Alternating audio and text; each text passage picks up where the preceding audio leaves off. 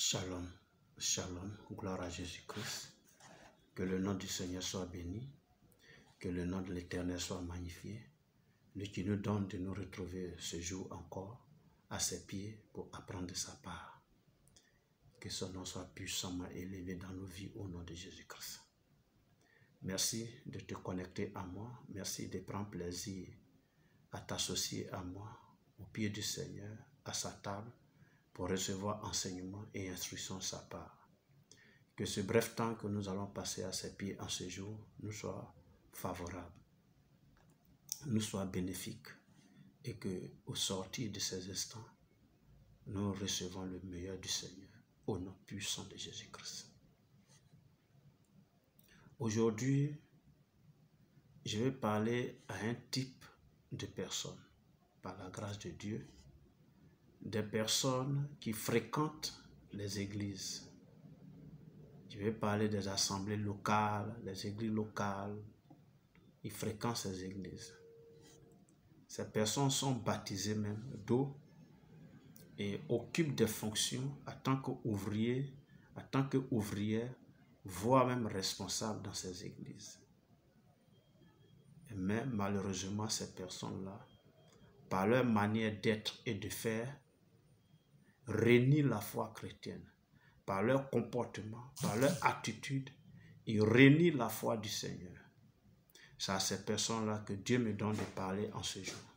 Alléluia. Je vais faire une image d'abord. Voyez le pays, un pays, la Côte d'Ivoire, comme nous sommes en Côte d'Ivoire. Dans ce pays-là, il y a les Ivoiriens et il y a les non-Ivoiriens. Amen. Voilà. Donc, on est beaucoup dans ce pays-là. On vit tous dans ce pays-là. Nous sommes tous dans ce pays-là. Nous bénéficions de certaines bénédictions que offre ce pays-là. Mais derrière, nous tous ne sommes pas Ivoiriens. Il y a des Ivoiriens et il y a des non-Ivoiriens. Ainsi en est l'église locale, l'assemblée locale que nous fréquentons, notre lieu de culte, où nous allons tous les jours, les dimanches notamment, et les réunions du soir, où nous allons prier, louer Dieu, adorer Dieu, lui rendre un culte. C'est la même chose. Nous sommes beaucoup, nous venons beaucoup, mais parmi nous, il y a ceux que Dieu identifie comme ses enfants, il y a ceux qui n'identifient pas comme ses enfants. Mais comment Dieu fait-il la différence entre ses vrais enfants et ceux qui ne sont pas ses enfants? C'est par notre comportement, par notre attitude, par notre manière d'être et de faire dans la société où nous vivons, qui montre clairement la différence entre les enfants de Dieu et ceux qui ne sont pas les enfants de Dieu. Alléluia. Tu peux même fréquenter une église. Et comme je l'ai dit, quand tu es dans un pays, tu bénéficies de certaines bénédictions que ce pays offre, de certains avantages que ce pays-là offre. Donc, tu peux être dans une assemblée locale et puis recevoir le Saint-Esprit et parler même à langue, prophétiser, prier pour des gens et puis les miracles peuvent accompagner. Mais aussi longtemps que ta vie que tu mènes n'est pas agréable à Dieu, il ne te voit pas comme son enfant. Alléluia. Nous allons dire Matthieu chapitre 7. Matthieu chapitre 7.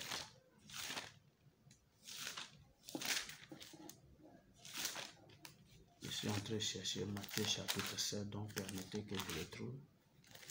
Matthieu chapitre 7. Et on va lire les versets 21 et ce jusqu'au verset 23. 21 à 23 qui dit ceci, Matthieu chapitre 7.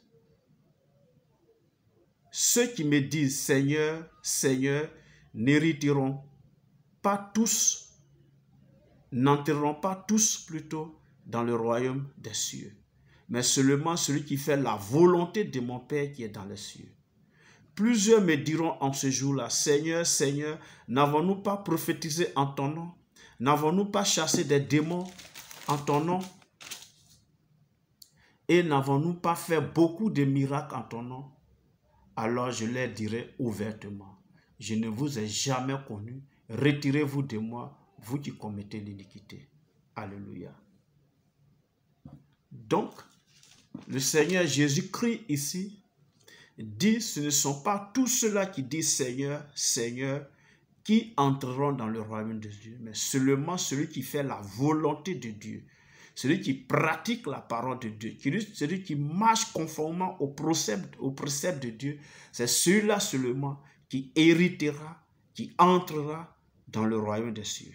Alléluia. D'aucuns, ça dit, plaideront leur cas à partir des miracles qu'ils ont opérés au nom de Jésus-Christ. Mais Jésus leur dira ouvertement, je ne vous ai jamais connu, vous qui commettez l'iniquité. Alléluia. L'iniquité, c'est le péché. C'est-à-dire, en réalité, tu mènes une douce vie. Tu es à l'église et tu occupes des fonctions, tu es ouvrier, tu es ouvrière, tu es responsable.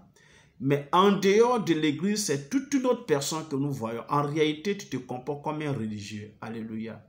Voilà. Parce que la religion ne transforme pas. La religion ne change pas. Tu suis la religion. Tu pratiques la religion. Tout ce qu'un religieux doit faire, toi tu le fais. Mais ta vie n'est pas transformée. Ta vie n'est pas changée. En réalité, tu n'as pas encore donné ta vie à Jésus. Tu ne l'as pas encore reçu dans ton cœur, dans ton âme, dans ton corps, comme étant ton Seigneur et ton Sauveur personnel. Alléluia. Et donc, tu es dans l'iniquité. 1 Corinthiens 6, versets 9 et 10 dit. Ne savez-vous pas que les injustes n'hériteront pas le royaume de Dieu? Ne vous y trompez pas, ni les débauchés, ni les idolâtres, ni les adultères, ni les efféminés, ni les homosexuels, ni les voleurs, ni les cupides, ni les ivrognes, ni les outrageux, ni les ravisseurs n'hériteront le royaume de Dieu. Alléluia. Quelqu'un va dire, mais tout ce qu'on cite là, est-ce qu'on peut trouver ça à l'église? Eh bien oui, on en trouve à l'église, parce que cette lettre-là, c'est une lettre de Paul à l'église de Corinthe.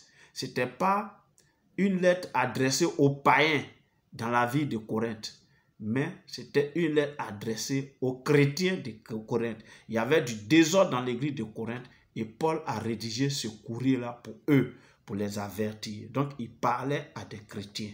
Alléluia. Et il était en train de leur dire que non, les injustes n'hériteront pas le royaume des cieux. Tu ne mènes pas une vie de justice. Tu es dans la corruption. Tu es dans l'escroquerie. Tu ne mènes pas une bonne vie. Tu penses que tu trompes-tu. Et c'est quoi il dit, ne vous y trompez pas. Est-ce qu'on peut tromper Dieu? Lui qui voit tout, lui qui sait tout, lui qui est partout. Est-ce que tu peux le tromper? Le Dieu éternel qui voit dans le cœur de l'homme, les pensées de l'homme, est-ce que tu peux le tromper? Donc, en réalité, tu te trompes toi-même. C'est quoi il dit? Ne vous y trompez pas. Les débauchés, tu es marié, tu es maîtresse. Parce que tu penses que ta femme ne te satisfait plus. Tu es à la recherche de d'autres sensations. Tu penses que ton mari ne te satisfait plus. Ou bien il ne te donne pas assez d'argent. Donc pour cela, alors tu le trompes. Amen. Ne te trompe pas. Hein? Les débauchés, les idolâtres, les adultères, les efféminés, les homosexuels. Les homosexuels. Vous n'avez pas appris qu'il y a des églises où on peut célébrer le mariage homo maintenant. Ce n'est pas l'église de Satan. Hein? C'est l'église où le nom de Jésus est prêché. C'est là-bas des leaders ecclésiastiques ont décidé de célébrer des mariages des homos. Les voleurs, les cupides, les ivrognes, les outrageux, les ravisseurs, tout cela n'hériteront pas le royaume des cieux. Alléluia. Donc je te parle. Pendant que nous sommes dans la période de Pâques. Parce que cette période de Pâques-là nous rappelle l'amour de Dieu manifesté à la croix envers nous les impies. Nous qui jadis étaient condamnés à cause de nos offenses, à cause de nos péchés, à cause de l'iniquité dans laquelle nous sommes nés et que nous pratiquions. Dieu, dans son amour infini, a livré son Fils, Jésus-Christ, pour satisfaire lui, Dieu, à sa justice. Christ à la croix a pris nous notre place. Il est mort en notre place. C'est nous les damnés, nous les condamnés. C'est nous qui devrons être à la croix. Mais Jésus est allé au bois.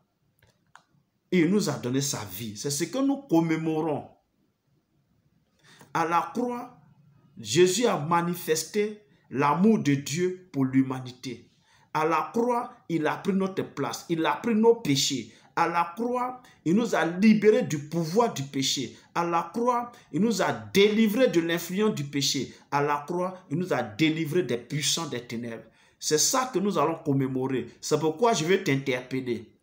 Par la vie que tu mènes, ne continue pas de crucifier Christ parce qu'il n'est plus à la croix. Nous commémorons simplement cette victoire qu'il a acquise pour nous à la croix. Ressaisis-toi. Ressaisis-toi. Il ne faut pas penser que tu es en train de tromper Dieu. Tu ne trompes pas Dieu. On ne peut pas tromper Dieu d'ailleurs. Qui peut tromper Dieu? Sérieusement. Qui peut tromper Dieu? Quand vous regardez là, est-ce qu'on peut tromper Dieu? Est-ce qu'on peut tromper Dieu? Tu mènes une douce vie là. Tu penses que tu trompes qui? Ou bien parce que tu parles la langue. Parce que tu prophétises. Parce que tu opères des miracles. Parce que quand tu prêches, tu es tellement éloquent, tu touches... Je vais aller plus loin. Tu peux même évangéliser et gagner des âmes à Christ et puis tu ne peux pas rentrer dans le royaume des cieux parce que tu as une douce vie. Jésus ne regarde pas à ça.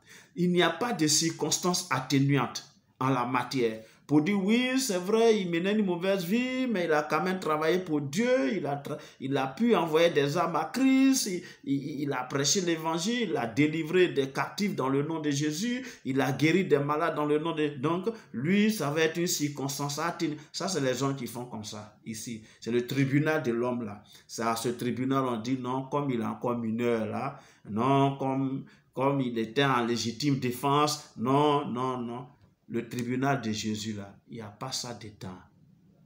Ou tu crois en Jésus et que tu mènes la vie qui veut que tu mènes, ou tu ne crois pas du tout et tu mènes la vie qui n'aime pas. Tu peux prophétiser, tu peux prêcher, tu peux gagner des âmes à Christ. Ça, c'est ton problème à toi. Mais aussi longtemps que tu n'obéis pas à la parole de Dieu, tu ne rentreras pas dans le royaume des cieux. C'est à toi que je parle. Toi, tu me suis. Toi, tu prends ta vie à la légère. Toi, tu joues avec le péché. Il y a un proverbe qui dit, ce qui peut t'avaler là, refuse que ça te lappe. Ce qui peut t'avaler là, refuse que ça te lappe. Parce que ça va profiter pour t'avaler. Le péché là peut te conduire en enfer. Ne joue pas le péché. Ne caresse pas le péché. Le péché, on le fuit.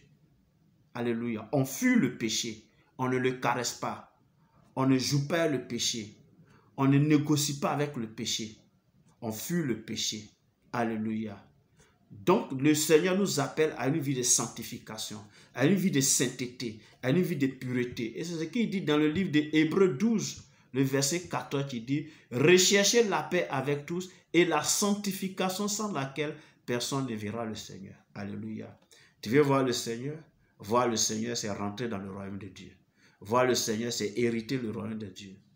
Alors la vie de sainteté, la vie de sanctification. Parce que ce que Dieu veut, c'est notre sanctification. Alléluia. J'espère que cette parole t'a fait du bien. J'espère que tu as reçu cette parole comme il se doit. Et que cette parole va t'amener à revoir ta copie. Parce que la grâce est encore disponible. Chaque année qui s'ajoute à ta vie ici-bas montre que tu t'éloignes. En fait, tu t'approches plus de la mort. Et cette mort-là, elle peut arriver en tout moment. Parce que ce n'est pas toi qui détermine la date de ta mort. Prends soin de toi. Prends soin de ton âme. Prends soin de ta vie. Accepte Jésus. Marche avec lui. Sincèrement. Véritablement. Conformément à ses paroles. Conformément à sa volonté. Alors le royaume des cieux, les portes s'ouvriront devant toi au nom puissant de Jésus de Nazareth. Ne sois pas un panneau indicateur. qui gagnent des âmes à Christ, mais qui ne rentrent pas au ciel aussi. Ne sois pas ce panneau indicateur qui prêche, mais qui ne vit pas ce qu'il prêche. Ne sois pas ce panneau indicateur qui prophétise et qui dénonce les péchés, mais qui refuse de fuir ses péchés. Je crois que la main de Dieu sera avec toi quand tu viendras à lui. Reviens au Seigneur. Et Dieu te reprendra. Il va transformer ton cœur. Il va changer ta vie. Il va sauver ton âme. Et tu verras le royaume des cieux. La vie éternelle, c'est maintenant qu'on la prépare. Le royaume des cieux, c'est maintenant on travaille à cela. Sois richement béni. Merci de m'avoir suivi, de m'avoir écouté. Que ces paroles retentissent dans ta conscience et que ces paroles t'amènent à une prise de conscience véritable et te poussent à un changement de vie en venant au Seigneur sincèrement. Que Dieu te bénisse. Nous sommes à la prochaine. Que sa grâce et ta faveur te localisent et te soutiennent en tout et dans tout, dans ta prise de décision. Au nom puissant de Jésus-Christ que j'ai prié. Amen.